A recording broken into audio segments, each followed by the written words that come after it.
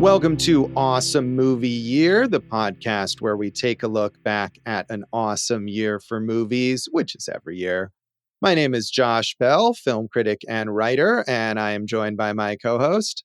I'm Jason Harris, filmmaker, comedian, and Josh, I was worried about telling you this. Do you know why? Why is that? Because, Josh, telling the truth is a dangerous business.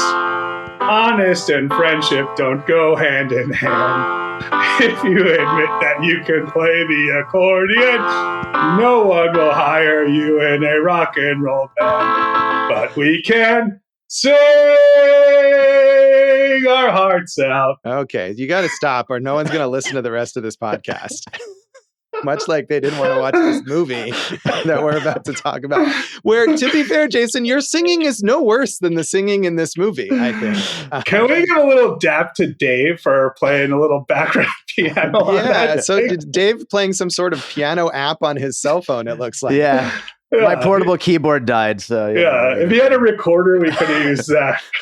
Beautiful. I was so excited to do that. I figured you would be. So this season of Awesome Movie Year is about the films of 1987, and we're talking about the biggest flop of the year, which does feature some truly awful, intentionally awful, we should say, music. It's Ishtar, which not only is this the biggest flop of 1987, but really one of the most famous flops of all time. I will agree with you on that point, but the music is somewhat endearing in a lot of parts of that. That song, the song they do about Ishtar at the end, like I kind of like some of it. It's very yacht rocky. Yeah, I mean, I will disagree with you on that, but I think it's meant to be endearing. I mean, it's deliberately bad, but it's meant to be bad in an entertaining way, I think. Right. And we've talked about Paul Williams, who wrote the songs when we did our Muppets episodes and Smokey and the Bandit. And he was hired by Elaine May to write these songs. And as per one of the many overruns on budget, she requested that he write full songs, even though they were just going to do snippets so that the actors Beatty and Hoffman would learn the whole songs. Yeah, and I think when we did our Muppets episode, I was not a huge fan of the work that Paul Williams had done on those films. And that, of course, is music that is meant to be good, that many people enjoy. But I was sort of underwhelmed with it. And here, yeah, I found the music, again, it's supposed to be bad. Yeah, you were accurately whelmed. But I wouldn't say so, because I think you're supposed to be amused by its badness, right? It's supposed to be funny the way that it's bad. And I was just annoyed by it. So, another one that we've done, Waiting for Guffman, I think that's a good comparison of like music that's intentionally bad. That's amazing. Right. I agree. I love Waiting for Guffman, as we talked about and when we did that episode, and I love those songs, and I did not love this or really anything about it. Well, I don't think you and Paul Williams are going to be friends because honest and friendship don't go hand in hand. Yeah, that's true. Is it friendship? I thought it was a different word in the song there. Josh, you don't know the amount of research and preparation that Dave and I did for that. It is friendship, Josh. Okay. I take it back. I did watch the movie and see that performance, though. And I just watched a clip where they were doing that on the Siskel and Ebert segment. So I will take your word for it, though. And this is a bad movie. And it is, of course, according to you, Josh, but your beloved Sight and Sound poll, which you hold so dear to your heart, which is the canon of film for you, the only poll that matters, the truth, the law, the Ishtar, if you will, of film polls. I don't know what that means. That doesn't make any sense, really. Sure, but the rest of it did, Josh, and that's what's important here. 2 votes for the greatest film of all time in this past poll. Yeah, 2 votes out of thousands. But yeah, I mean, you're right. And we'll talk more about that. But certainly this film's reputation has become more positive. At the time, of course, it was a big failure. It grossed $14.4 million on its budget that had ballooned to $51 million, which is, as you mentioned, with the overruns in many ways, larger than the initial budget was intended to be, even though this was a high-profile project with Warren Beatty and Dustin Hoffman as huge stars at the time. but was not necessarily meant to cost that much. And it was originally a 27 or 27.5 million budget, so it almost doubled. That's a huge overrun there, Josh. yeah, certainly not what they meant to happen, but the combination of these stars with their sense of perfectionism or their egos about how they wanted to be presented, plus a director who was herself a perfectionist, writer and director Elaine May, it all added up to something that went way over budget. It was nominated for 3 Razzies, and of course, we've talked many times about the Razzies being problematic, but they are a barometer of sort of the pop culture sense of what's bad in a year. It was nominated for Worst Picture, Worst Screenplay, and Elaine May won for Worst Director, although she tied with Norman Mailer for Tough Guys Don't Dance, which is another famous failure, actually. And I'm sure you weren't rooting for that because you wanted Elaine May to own it because she's a woman, Josh. And you said she should have it because she's a woman. That does not sound like something that I would say. It was at least partially inspired by movies that Bing Crosby and Bob Hope made mainly in the 1940s, the Road to movies, including Road to Morocco, which of course is Morocco where much of this film takes place. And I actually watched a bit of Road to Morocco. I didn't make it all the way through. Was it any good? Nah, it was probably more tolerable than this. But those movies are clearly like, first of all, they have the sense of pop culture from a long time ago that's very reference heavy, where you don't necessarily know what they're talking about some of the time. It's very meta. They break the fourth wall a lot. They refer to each other's careers and whatever.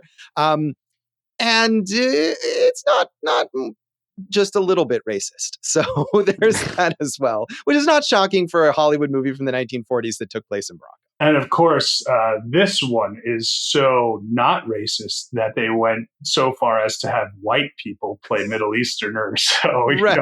That's a real move forward in film, right, Josh? Yeah, not so much. I've seen some people claim that this movie, that Ishtar, is a satire on the idea of clueless white people in the Middle East. I'm not sure I'm willing to give it that kind of credit, though. And Josh, just for a little background, the fictional country of Morocco is bordering on Ishtar. Thank you for that. Ishtar, of course, the fictional country in this film. Although most of the movie doesn't take place in Ishtar. It takes place in Morocco, where they actually went to shoot. Road to Morocco, the Bing Crosby, Bob Hope film, not actually shot in Morocco. I feel like all those Road to movies were probably shot in like Palmdale, California. Yes. No matter what it was. Yeah, they had Road to Bali and Road to Hong Kong, and I'm sure they were all shot, yes, on some backlot somewhere. That is absolutely true. So critics were not keen on this film, although it wasn't as harsh a response necessarily as I expected, at least not from all the critics. Siskel and Ebert were very down on it. They gave it 2 thumbs down, and they collectively named it the worst movie of 1987, and were very disappointed in everyone involved. And I think that's one of the big things about this movie, and often movies like this, where it's not just that it's bad or that it's a failure, but that it's a bad failure from talented people who are expected to make good movies and be successful. I feel like that we're getting into Heaven's Gate territory here. And obviously they called it like Warren's Gate or whatever in regards to Beatty producing this thing. But Beatty had such a contentious relationship with critics that a lot of people felt like they were just looking to eviscerate him in some ways. And I'm not defending the movie, but I think we saw in Heaven's Gate and in this film either studio or the stories that came out ahead of time about just how off the rails this thing had run might have affected some of the opinions or heightened some of the opinions when it came out. Right. And certainly before this movie came out, there had been a lot of reports about the problems on set, the conflicts between Elaine May and Warren Beatty, the budget overrun. There was a regime change at the studio, and now executives who were in favor of this film were not there anymore, and the kinds of things that still happen a lot on films. And we hear about more maybe now in the age of the internet, and in a way, maybe we don't pay as much attention to it now because I feel like you hear this about so many movies. But this was something that had been so notably disastrous in production that it made it into all of these newspaper reports as well. Yeah, and we talked about David Putnam in our Listomania episode. So he was the one who came in and kind of was that new regime for the studio. And he and Beatty did not like each other. A lot of people Warren Beatty was feuding with around this time. And, I think both Beatty and Hoffman feel that Putnam submarined this movie. Right. The idea that this was a boondoggle and he came in and wanted to just dump it, basically. And at the same time, I think, you can watch Siskel and Ebert talk about this film, and it's clear that they genuinely didn't like it, and not just because they had heard some bad advance buzz or whatever. So in his written review, Roger Ebert said, Ishtar is a truly dreadful film, a lifeless, massive, lumbering exercise in failed comedy. Elaine May, the director, has mounted a multi-million-dollar expedition in search of a plot so thin that it hardly could support a 5-minute TV sketch. And Beatty and Hoffman, good soldiers marching along on the trip, look as if they've had all wit and thought beaten out of them. This movie is a long, dry slog. It's not funny, it's not smart, and it's interesting only in the way a traffic accident is interesting. Well, in the past, we've talked about Roger Ebert's evil twin, Roger Ebert, who usually takes the movies to task, but Ebert didn't need Ebert for this one.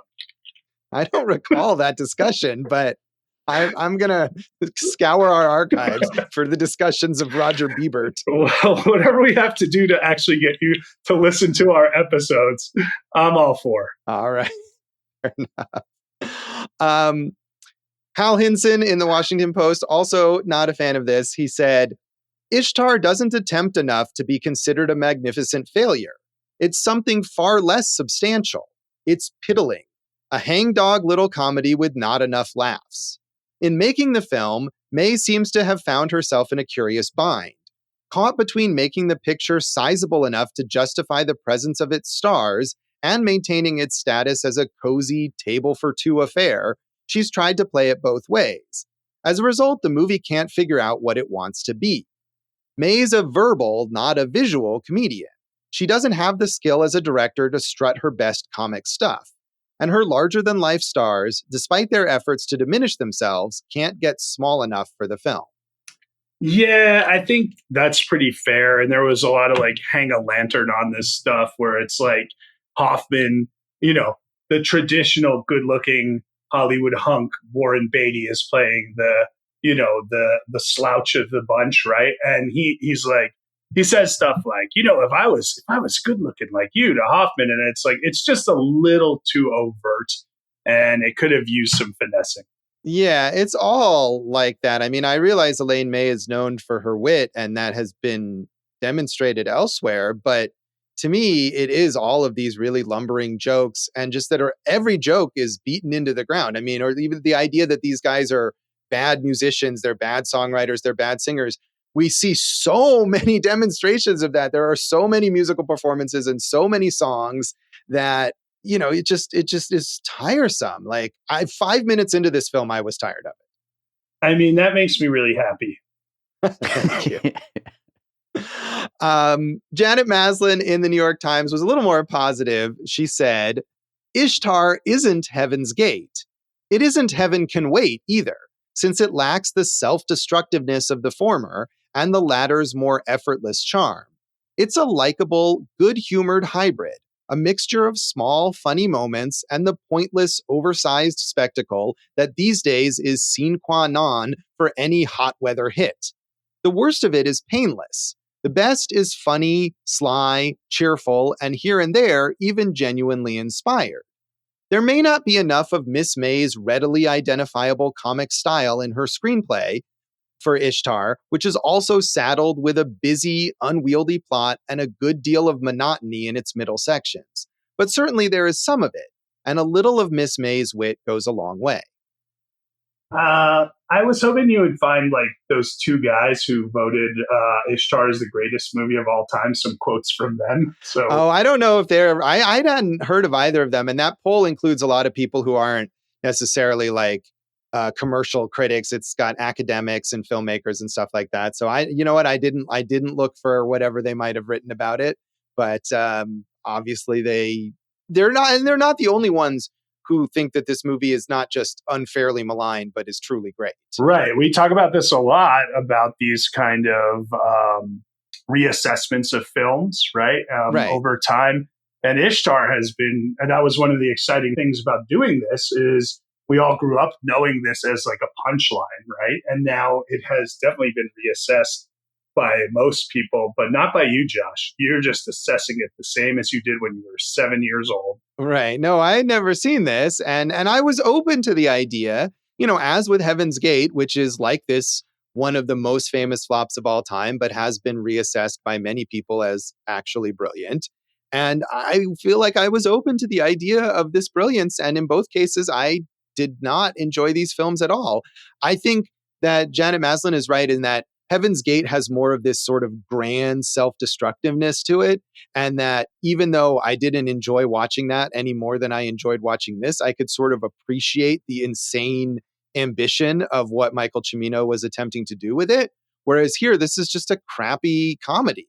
And I just didn't find anything about it funny. The leads are both miscast. It's poorly paced. It's not funny. It's annoying. So you're not a fan? I was not a fan. Oh, all right. I'll give you a few quotes here, Josh. A few. That's Sure. 3, Josh. Okay. From Elaine May herself. If all of the people who hate Ishtar had seen it, I would be a rich woman today. I feel like she's probably rich anyway. She probably is. And I mean, but that's a good point in that because of the reputation that this has, people would dismiss it without necessarily seeing it. Or I'm sure at the time, people who read about the turmoil on set were like, oh, that must be a disaster, and they wouldn't bother seeing it. Right. And I think that these 2 quotes also back up these points. Dustin Hoffman, I like that film. Just about everyone I've ever met that makes a face when the name of it is brought up has not seen it. I would do it again in a second. Yeah. And Warren Beatty said there was almost no review that didn't in the first paragraph deal with the cost of the movie, which again is something we talked about in the Heaven's Gate reviews also. He went on to say that was an eye-opener about the business and about the relationship of the entertainment press to the business. Ishtar is a very good, not very big comedy made by a brilliant woman, and I think it's funny. Yeah, I mean, it's not. I think that's part of the problem, as mentioned in these reviews, is like it should be kind of this small scale thing, and because of its budget and the fame of its stars and the reputation of the problems, it became like this outsized big deal. You watch those Road to movies, and like, yeah, Bing Crosby and Bob Hope were big stars, but those movies are clearly just them kind of goofing off, and that's what this would have been. I don't think with this script it could have been a small thing. There's too many huge set pieces, arms dealers, CIA trying to kill these guys. Like, there's no way as this iteration of this movie that it could have been small. And I do agree that maybe even though she wrote it, this wasn't the right project for Elaine May to direct. Right. And I mean, one of the problems on set, I think, was when it came down to directing those big set pieces, like the gun battle that's at the end of the movie, that she was kind of out of her depth on that. And that's a fair thing. Although on the other hand, film is collaborative, and there are plenty of directors who scale up from a smaller film to a bigger film. And part of the way that works is that you have a crew who know how to make that big stuff work and support the director. So that seems like maybe things devolved at this point that didn't happen. Yeah, I think you're right, because Elaine May wanted this her way, and she's not the first director to do that. But, I was reading about her and Vittorio Storaro, who is the legendary cinematographer who shot this thing. And a lot of the time he was looking for the best cinematic shot, and she was looking for the shot that made the most sense for comedy. And it kind of clashed, and we know that she and Beatty clashed over it. And of course, in the editing room, I love this, Elaine May, Dustin Hoffman, and Warren Beatty all had their own editors make a cut of this movie. So it's just, big Hollywood stars who all wanted it their own way, and it did not work out this time. Right. And I think that's, though, part of the problem, where if you don't have the main collaborators behind the director, then the director isn't going to be able to achieve what they want if, if she's someone who doesn't have the experience with these kinds of scale of production and she needs that backup and she's not getting it. Well, but also if she's saying that this is the way it has to be and those choices, like you're saying, it's a collaborative medium, maybe she needed to be a little more open to other ideas as well. Right. And that may be true either. I mean, whatever it is, like, obviously I felt like it didn't succeed. Whoever is responsible for the ultimate result, it was bad. So were you reassessing this too, Jason? Had you seen it before? Nope, never seen it. But I did watch it for this podcast. Good news. So did I. Dave, this was one of your childhood viewings with your mom. Is that right? You've got that right. Yeah, I hadn't seen it since then, though, so it was basically a first-time watch for me. But yeah, this is one of those movies she used to run in the room and put on, like whenever it was on TV or something like that. And it was a big favorite of hers. And according to your letterbox, which is not go for Jason, you're quite a fan of this as well. It's hilarious. I mean, we'll talk about it more, but I mean, this is right in line with some of the dumb comedies that I love. So, I would agree with that point from yes. Dave. Jason, any other background details or all the craziness that you want to talk about? I mean, there's so many of them, right? Like the idea that they were supposed to shoot this big sequence on a hill and they scouted it for days and days and days. And this is in Morocco. And then Elaine May decided, no, we should shoot this on a flat piece of land. And so it took them, they had to like plow a square mile of land to make this thing flat. There's just so many just crazy stories about this thing. Yeah, all that insane effort for something so insubstantial, I think is what's frustrating here too. Well, I want to just say Elaine May, co-wrote Heaven Can Wait, Beatty's vehicle, uncredited rewrite on Red's, Beatty's vehicle, uncredited rewrite on Tootsie, Hoffman's vehicle. So they all felt like, hey man, we got to give this director like a real shot to do something here. And Beatty even said like, I was trying to give her a gift and it worked out in the opposite way. Right. I mean, they were trying to support her. This was her fourth film as a director, but her previous films hadn't necessarily been hits, and they were trying to kind of support her and boost her career. And yeah, it definitely achieved the opposite result. I don't know. I mean, we weren't really alive. I mean, we weren't really alive. We weren't alive at all for those other movies. So, and between me and you, we've watched all three of the other movies. And I don't know. I mean, is it the idea that they weren't hits or that they weren't huge hits and that she was trying to just get to that next level as like a commercial, commodity? Right. I mean, maybe that's it. The idea that she had made these more modest films and they felt like she deserved this bigger career and we're trying to kind of help her get there. That may be it. And you also wonder, obviously, she's a woman, if, she didn't get those opportunities that she might have based on the success of those other three movies because of that fact. Oh, yeah, of course. I mean, and this is a period where there were very few women directors, especially in Hollywood. I mean, when we've talked about films directed by women from these eras, oftentimes they're from outside Hollywood. But I think there was something, and I don't remember this detail now, but that Elaine May was the first woman to sign like a contract with a major studio female director since Ida Lupino, which would have been in like the 50s. So definitely still a rare thing in Hollywood. Yeah. So there was a lot of just stuff where it's like the studio wanted to fire May, but Beatty's the producer and he's like, he wanted to fire her, but he didn't want to actually fire her because it would look like, he failed or that he wasn't supporting her. And it just like everything just kept ballooning out of control here. It did. So we'll come back then and talk more of our general thoughts on Ishtar. Dave, take us out with a little music. I'll add it in post. Dave is not prepared to do that.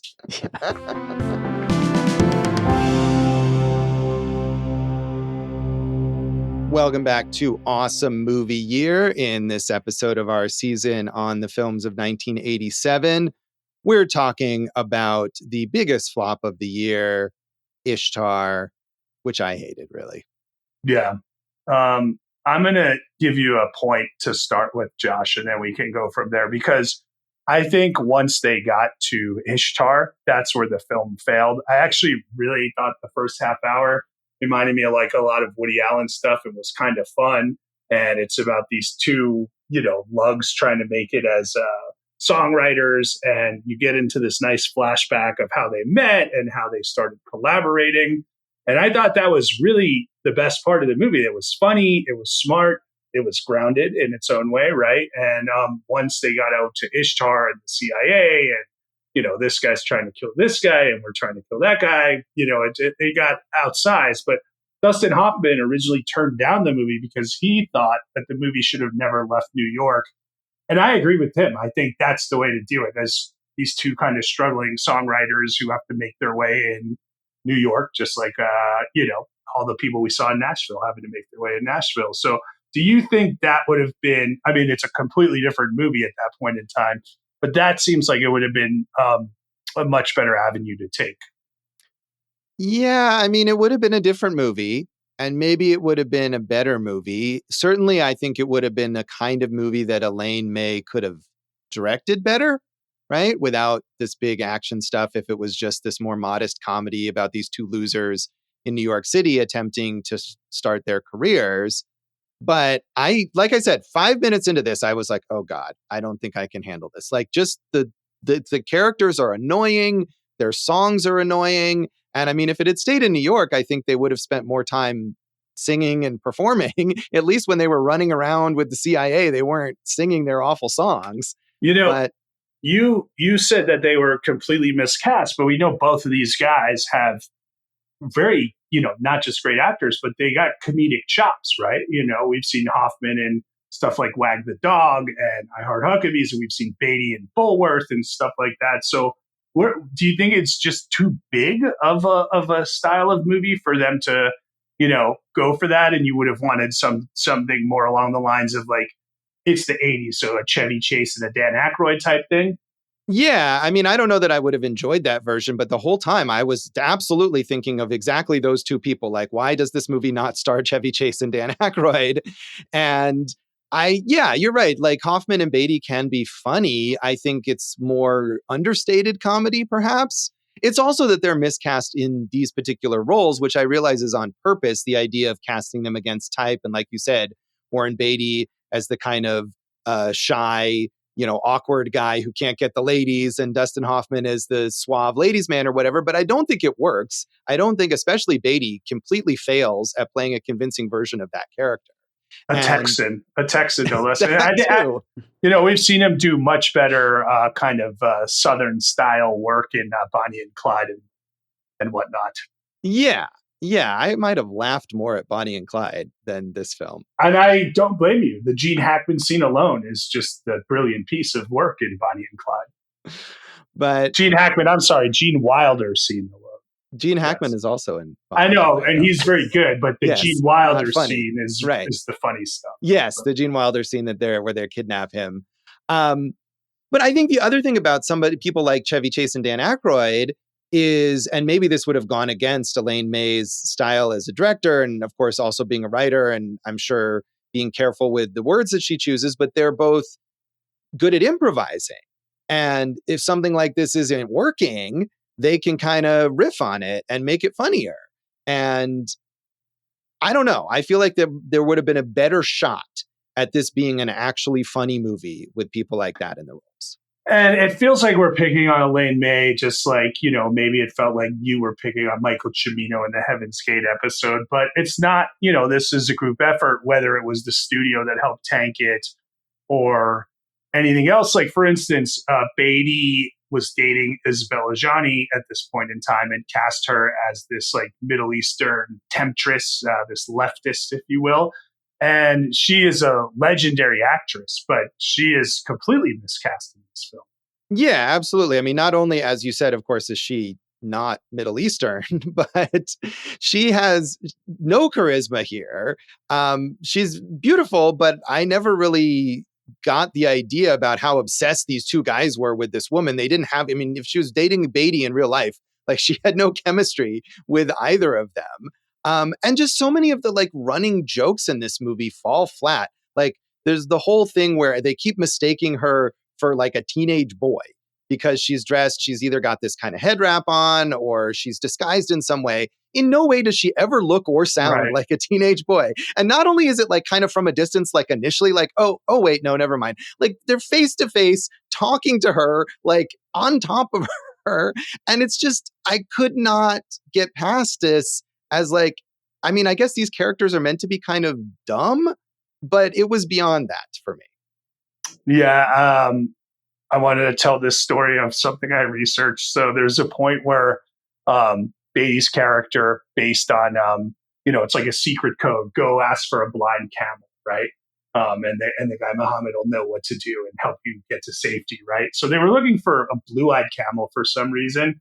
And I think it's Paul Siebert, the production designer. He found a blue-eyed camel and he got a price for it at like a bazaar or, whatever, a market out in the open. And he thought like, okay, well, I'm going to go look for other blue-eyed camels and then come back and get this guy to drop his price down because I'm going to tell him, well, I found these other ones for cheaper. And he did not. And he went back to get the original blue-eyed camel and the guy had eaten it. Yeah, I don't really know why they would need that either. Like you said, because the camel is blind, you don't see its eyes at all.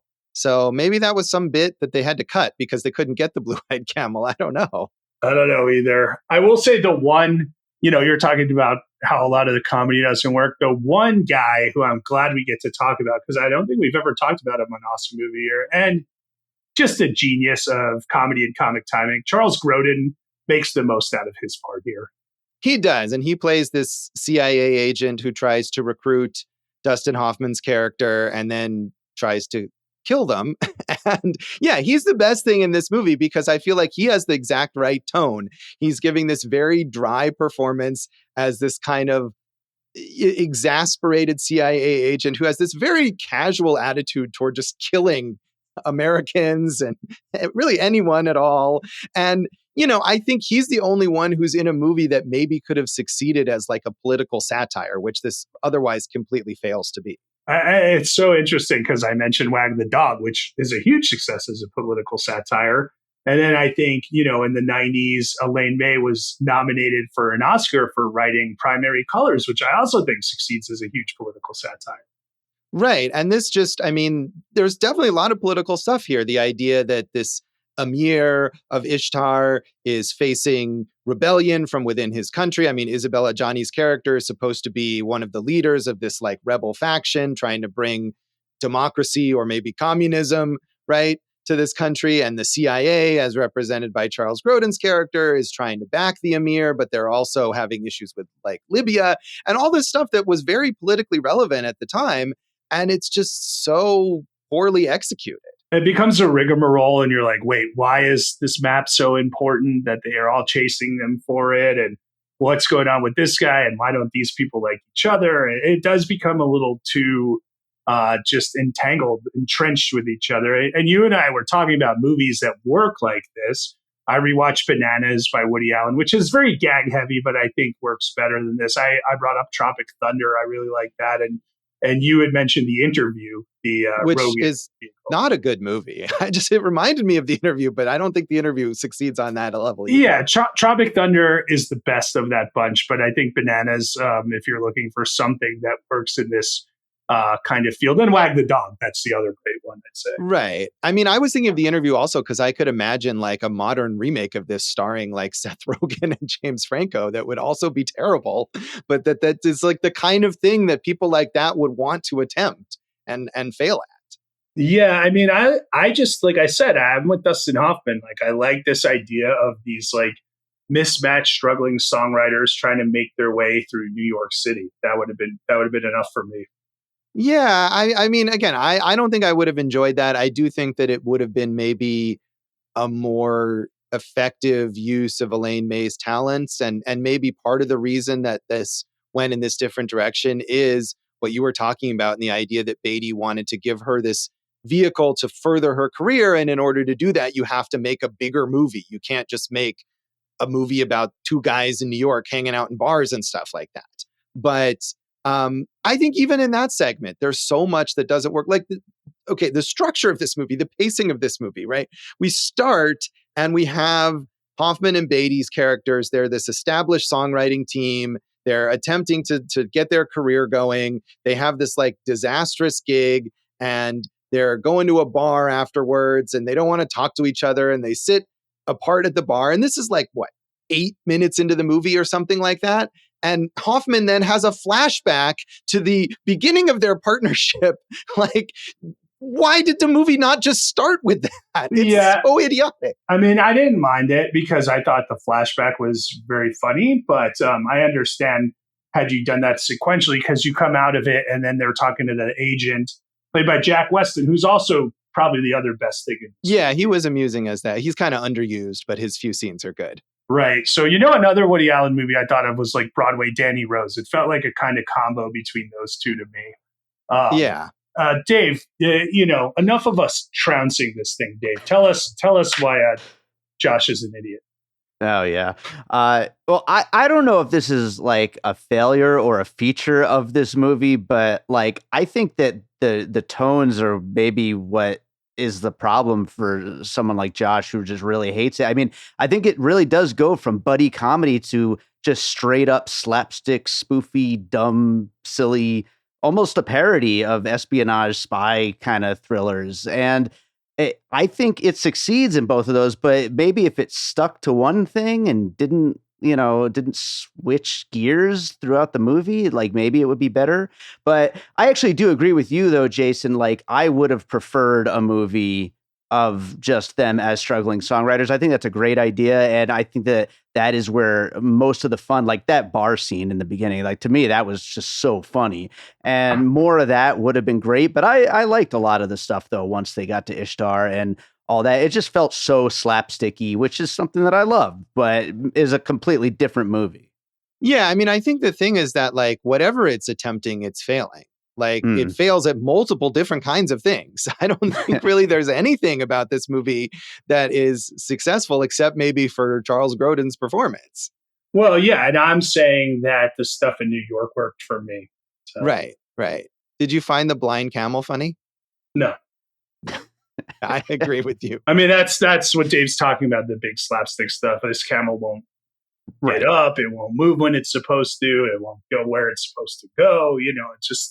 It just became a little too much. And then, they're hiding behind it while like the CIA is sending in helicopters to kill these guys. And it's That's great. The CIA can't kill these two dudes hiding behind a camel, It's amazing. It's so stupid. It's so dumb. But I will say also, like, I really love Warren Beatty here. Like, I get that it's just such like dumb stuff all around, but almost everything out of his mouth, I was laughing. Yeah, I did not feel that way at all. That's what fair. about, okay, Dave, as a Jew, another thing that really bothered me, like there's a running joke that Warren Beatty's character cannot pronounce the word schmuck, right? Hilarious. And I understand that there's certain like Yiddish words or whatever, Hebrew words that are common among Jews that maybe are difficult to pronounce, right? If he couldn't pronounce challah with that sound, right? I get that. That's a joke in a lot. I literally watched a stupid movie, like the day before or day after this that had a joke about someone being unable to pronounce that sound. And it was not good, but at least it made sense. But shh is a sound that is common in many English words, is in the title of this movie. Yeah, and he can clearly do it. He puts, he does the two of them separately. But that's the thing. It's so heightened to the level of stupidity. And some of my favorite movies are very heightened to the level of stupidity. I enjoyed the callback to it late in the movie where he calls someone a schmuck after all that. But I took it as him just not knowing the right way to pronounce it. And then it became he couldn't pronounce it after that. Yeah, but then Dustin Hoffman explains it to him. Right, he should have known at that point. Right, yeah. It's not, I think that's the thing is like, it's a not funny joke that then is repeated over and over again. And that was how I felt about most of the humor here. I think of Chris Elliott in Get a Life looking up and like starting to drown from the rain. Like obviously he can look back down, but he's stuck looking up and all the rain's getting in his mouth. Yeah, you're talking about Dumb and Dumber style comedy, but it works much better in projects like that. Yeah, or I mean, something like Get a Life is just completely surreal, and that's not what's going on here. Like this is too grounded to work in that manner, I think. I took it as pretty damn surreal, honestly. I just see, and I'm in between you guys because I felt the beginning, the grounded part worked, and then it just got so broad, it just became too much for me. Like I might have preferred it had it become a more surreal vehicle. Yeah, I think so too, but I also just don't think that that's really what May does. So should we rate this thing out of 5 blind camels? Sure, I was going to say 5 hot tunes. There are 0 hot tunes in this film. Well, I gave it 2.5 hot tunes because, like I said, it gave. I enjoyed that first half hour. I enjoyed some of the performances, and I enjoyed some of the music. So it's 2.5 for me. And Josh, go ahead and submarine this baby. Yeah, I'm gonna give it 1.5 blind camels or hot tunes or whatever. I just really dislike this, and it was I'm glad I saw it in a way because it's so famous for its failure, but it's clearly not the humor for me as we've seen in multiple episodes of this podcast when Dave picks lowbrow comedies that I can't stand. Oh, Josh is so erudite. He can't deal with it. All I'm saying is that this is not my genre. So, Dave, how would you rate this? I mean, I was going to go 3.5, but I think just to raise our average, I'm going to go 5. I'm going to go to 4. How about that? Jason, sing us off. Telling the truth is still a dangerous business. I'm singing the same song that I sang at the beginning. Honest and friendship don't go hand in hand. We'll be back after this with the legacy. Josh is going to take a gun and shoot his brains out.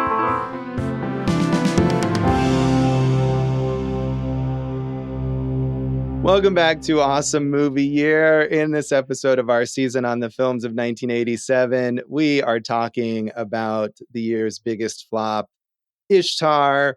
And whether you like this movie or not, clearly it was a failure that had an effect on Elaine May's career, at least, and she never directed another narrative film. And you wonder, because I think she could have after, but I do agree with you, Josh, because it's interesting if you look at the main 3 players, right? Like right after this,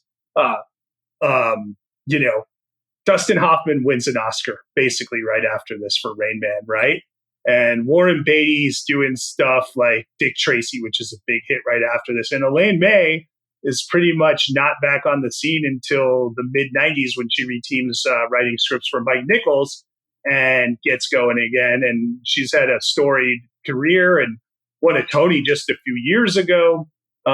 So it's interesting that, not interesting per se, but maybe a little too obvious that the guys covered much quicker than she did. But also, they're actors and she directed. Right. I think it's a combination of those two things is that, yes, it's harder for a woman to recover from what is perceived as a failure, but I think it is also harder for a director who is considered to be like the driving creative force, even though, as we said, it's collaborative and there were a lot of issues here. Usually the director is looked at the one who is responsible if a movie has failed. And so it's harder. Whereas an actor is like, well, you played the part, you did the job that you were there to do, and the movie didn't work, but you did what you could. And I think also Beatty and Hoffman were super, super famous at the time, and that made a difference as well. But I wouldn't necessarily blame Elaine May, who clearly did not have a good experience, whether she was proud of the ultimate result or not. I mean, it sounded like the production was probably not enjoyable. I would not blame her for not wanting to go through that again. I can see that. And I mean, you don't want that. You don't want to just be like browbeat to such an extent that you're just a punchline. Like maybe she needed a break from all this. And plus, she and Warren Beatty were such good friends. And it seems like this caused a schism between them for years, right? So like there's a lot of shrapnel that you take on something like this. Right. And as you said, she still has had a very impressive career. She was nominated for an Oscar for Primary Colors. She co-wrote The Birdcage. She still works occasionally as an actor. You mentioned Woody Allen. She was in Small Time Crooks, which is, she's very entertaining in that. She's unfortunately was also in Crisis in Six Scenes, which is one of Woody Allen's worst things. And even just like a couple years ago, she was on The Good Fight playing Ruth Bader Ginsburg. Yeah, and so she also had an Oscar nod for writing or co-writing Heaven Can Wait, and she's got a National Medal of the Arts, a BAFTA, an honorary Academy Award. The piece she got a Tony for was Best Actress in the Waverly Gallery, which was written by Kenneth Lonergan. So I mean, and obviously her improv team with Mike Nichols is not just legendary, but hugely influential on the world of comedy as we know it. Yeah, and she did return to directing to make a TV documentary about Mike Nichols in 2016, but that is the only directing credit she's had since. Yeah, an American Masters for PBS. So, we've talked about Hoffman and Beatty on this show before. I'm still bummed that Beatty's last movie was Town and Country. I didn't see that, but I don't know if he's just like, kind of like Jack Nicholson decided it's time for him to just enjoy his life and not deal with movies anymore. But I would love to see something from him again. He did make one more movie after Town and Country. I don't know. It was 15 years later. He made Rules Don't Apply. Which he directed, right? He directed and starred in, yeah. It's very, very bad. And it was one of these movies where he was trying to make it for so long that he had clearly way aged out of the main role, but insisted on playing it anyway.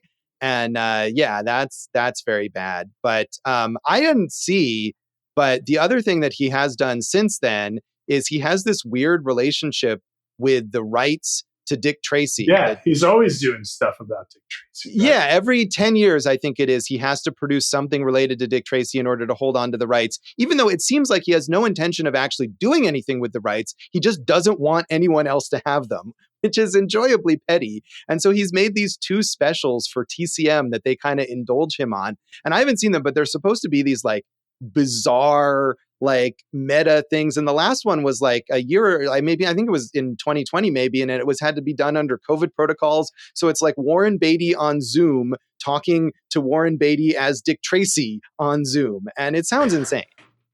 I'm all for that. I like the insanity here.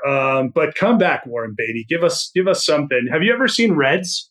I haven't seen Reds. No, I mean, I'm sure it's great though. Yeah, I got to see Reds too. That's like a big missing piece of the Beatty puzzle for me. Josh, as you know, Dustin Hoffman's still working all the time here. He was in a movie called Sam and Kate with his son, Jake Hoffman. Did you see that? I didn't. That was kind of a small, like direct to VOD, I think, mostly film. And he's working all over the place, even in small films like that. And the Meyerowitz stories with Noah Baumbach. He's so awesome in that movie too. Yeah, and he's definitely working steadily. He's sort of the opposite of Beatty, who never was very prolific, even at the height of his career. Right. You look back at the Beatty catalog because you think he was such a huge star for so long, and part of that is he was a producer and he had all these like tabloid romances and everything. Right. He's like a legend in that like kind of classic Hollywood sense. But Hoffman's always working. I never watched Luck. Did you watch Luck?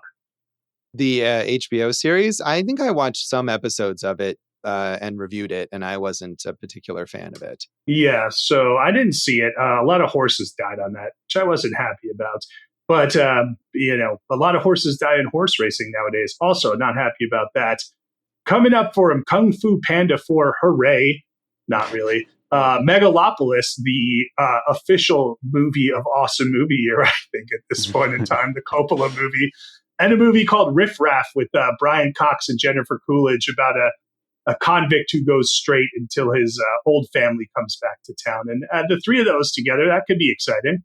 Yeah, that could be fun. And I mean, Megalopolis is one of those things that either will be amazing or it will be the flop episode of Awesome Movie Year 2024. We're really excited about Megalopolis. Isabelle Adjani mainly has worked in French films. I was looking through her filmography, and I believe she only ever made one other English language movie, which is the 1996 remake of Diabolique, randomly. The remake of the film directed originally by Henri-Georges Clouzot, who we have talked about here on Awesome Movie Year. And do you know who directed? Who's another director that we've talked about on Awesome Movie Year who directed the remake of Diabolique? Well, it wasn't Rob Reiner, so I can't really say. It was Jeremiah S. Chechik, director of Oh, National Lampoon's Christmas Vacation. that seems like a strange fit. Yeah. Wow. A lot of weird combos going on there. But I mean, she's a very prolific actor in France still. I still have strong memories of her as the star of Queen Margot, the very sexually explicit French period piece that I watched in high school French class. Oh boy, Yeah, that's exciting. it was. She's the star of Possession, right? Yeah, Possession was 81, was before this. But yes, Right. I mean, I think that's what, especially in the US, people know her for that a lot. Well, she was at the time, she's won 5 Caesar Awards for Best Actress in France. That's a record. She was the youngest Best Actress nominee at the time in 1975. She has 2 Oscar nods. I think Possession was one of, oh no, it's Camille Claudel in The Story of Adele H. So, I mean, you're talking again about an extremely well-regarded actress who just is miscast in this one, you know? Yeah, she really is. And I don't know if she's done comedy in France, but that doesn't seem like her forte. We saw Carol Kane in here, who a lot of love for Carol Kane on Awesome Movie Year. She and Adjani were both nominated for Best Actress in 1975. And of course, as we know from last season, they lost to Louise Fletcher, One Flew Over the Cuckoo's Nest. Yeah, Carol Kane is great. And I saw her name in the opening credits and I thought, oh, good, Carol Kane is in this. I like her. And she had like 3 lines. She has nothing. Yeah, she has nothing to do. And so does Tess Harper, who played the other girlfriend, and, you know, who played Jesse Pinkman's mom, Diane, on Breaking Bad. But the movie I keep telling everyone to watch with her was her first movie, Tender Mercies, which she's great in. And Robert Duvall gives like an all-time amazing performance. But she had an Academy Award nomination for Crimes of the Heart for supporting actress, and she's also in No Country for Old Men, which we covered on this very show. All right, I have to see Tender Mercies. I haven't seen that. You got to see it. You got to see it. It's not a great movie, but it's it's a good movie. It's a good movie with one of the best performances I've ever seen. Wow. All right. Well, that is a good recommendation then still. You want to talk about Charles Grodin? We got to talk about amazing Charles talent. Grodin. He's so funny. Just died a few years ago, or, you know, I don't know exactly. I think it was when. 2 years in 2021. Yeah. Yeah. It was 86. You know, I mean, we can talk about him in the movies. We could talk about what a great guest he was on like Letterman. He was always so funny.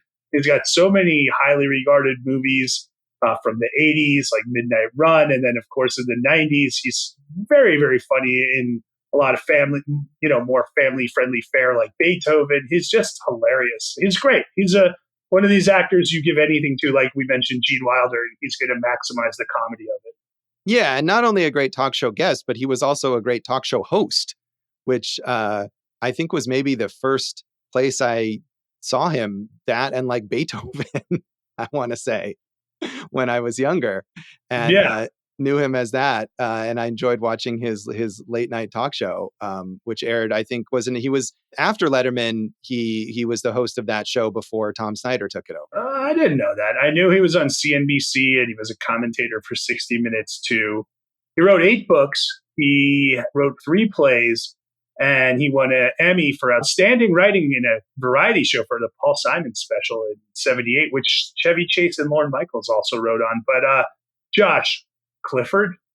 I haven't seen Clifford, and that is one of those, I bet I would hate it, but it is definitely one of those movies, whatever year that is, we could probably cover that as a flop, because that's one that was just loathed and was a huge failure and now has a weird cult following. Yeah. Cover it as a cult movie. So, by the way, I had it opposite on the talk show. He took over from Tom Snyder after Tom Snyder left that post Letterman show.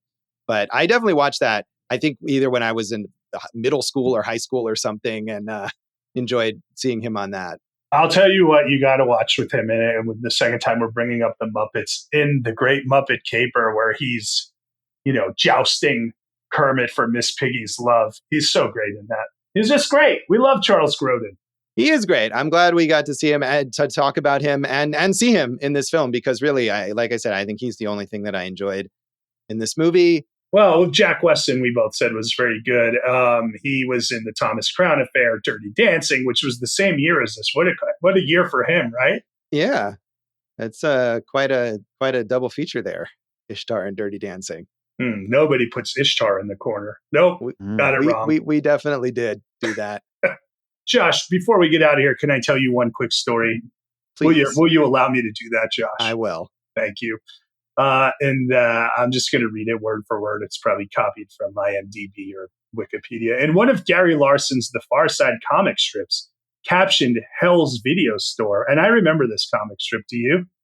I mean, we talked about it recently, before this episode, and I was a huge Far Side fan, so I probably did see it, but it didn't register with me so much. So the entire store is stocked with nothing but copies of Ishtar. Larson later apologized, saying, "When I drew the above cartoon, I had not actually seen Ishtar.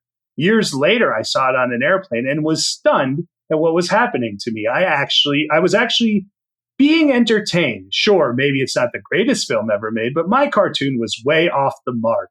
There are so many cartoons for which I should probably write an apology, but this is the only one which compels me to do so." I mean, I think that actually goes to what we were talking about earlier, the idea that everyone just assumed this movie is terrible without bothering to see it, and that people are like, oh yeah, Ishtar, what a piece of crap, and they don't really know anything about it. They haven't watched it, probably couldn't even tell you what the plot of it is.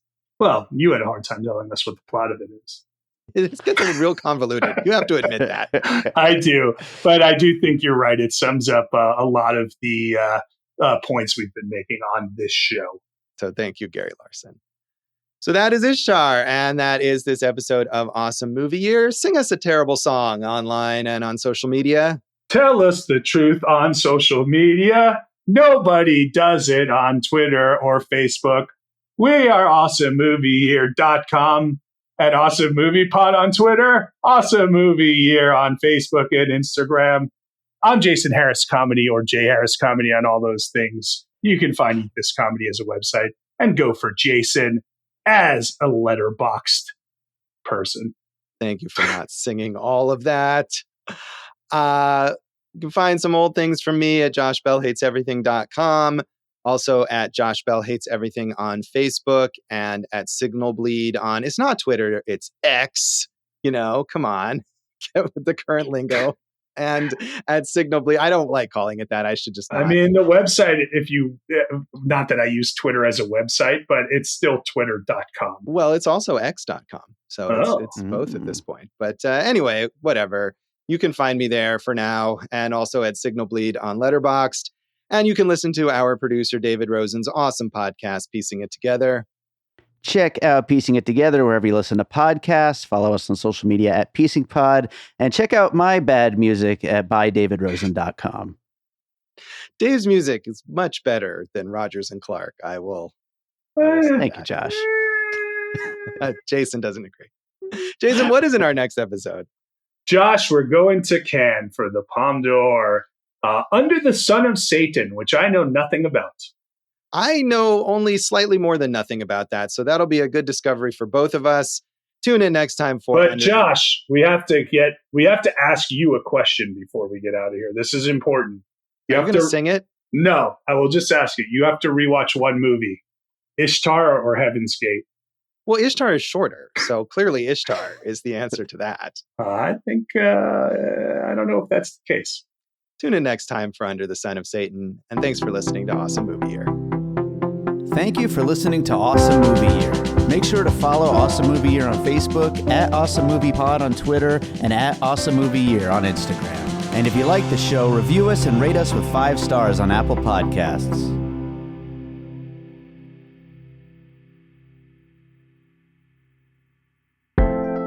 An All Points West production, produced by David Rosen in Las Vegas.